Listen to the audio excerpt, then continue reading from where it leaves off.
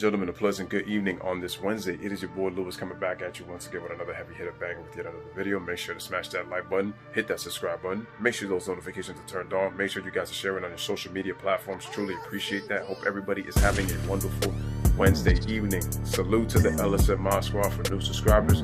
Make sure y'all hit that subscribe button. Make sure you hit that notification bell. Click on all to make sure you're always receiving the latest notifications right here on the Lewis Sports Network. Appreciate y'all. Now on to this little quick and short video.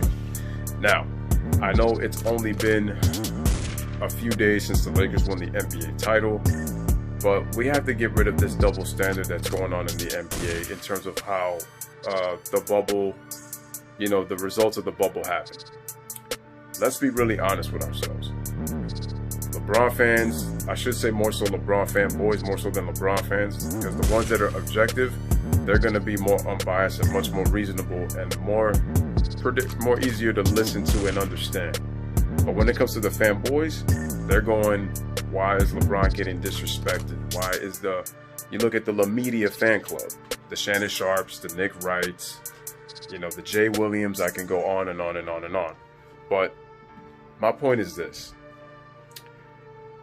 The Lakers won the title, and they're saying that it's the hardest NBA championship because it should have no asterisk because of the fact that they had to go into the bubble and got a COVID-19. Let's remember something.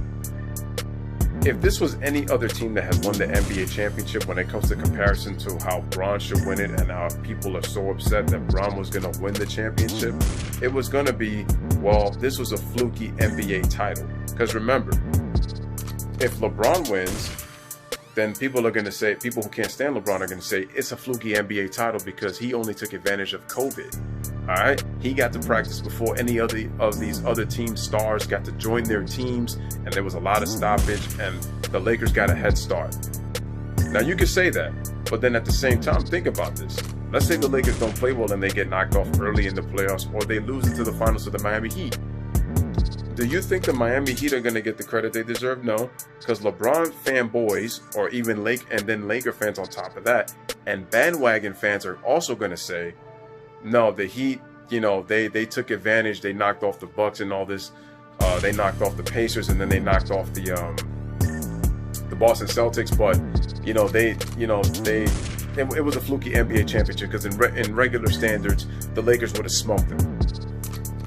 You do realize that it's about matchups, right? And matchups wise, the Heat don't match up with the Lakers. But had they beat them, right, in the 7-game series in the NBA Finals, were the Heat really going to get credit for their win? Because Heat fans are going to give the Miami Heat their credit. Fans that respect the game and have a lot of respect for the Heat and respect for Jimmy Butler and those players, Goran Dragic and Bam Adebayo, Tyler Heroes and Duncan Robinsons and all that nature, will give them their respect. But the problem is certain fanboys from certain fan bases would not give them credit and say that this was an on-the-spot fluky NBA championship. They would say that this season doesn't count due to the due to the fact that it was COVID-19, there was a stoppage, and the regular season was halted for 4 months, and we had to fly to an NBA bubble that a lot of players did not agree to play in. Despite the fact that I have to say that the ones that agreed to play, there's no excuse at the end of the day for the players who played. So basically at the bottom line, I'm basically saying is that it doesn't matter who won this thing. There were people who were not going to like the result anyway. So there's always going to be a certain bias if you like them or not. It doesn't matter. So if the Lakers win, they're saying that if every other team had won but the Lakers, they earned this championship, and the Lakers, but if the Lakers win, it's a fluky on-the-spot NBA title. That's true. Then with LeBron fanboys, if they didn't win the championship, guess what?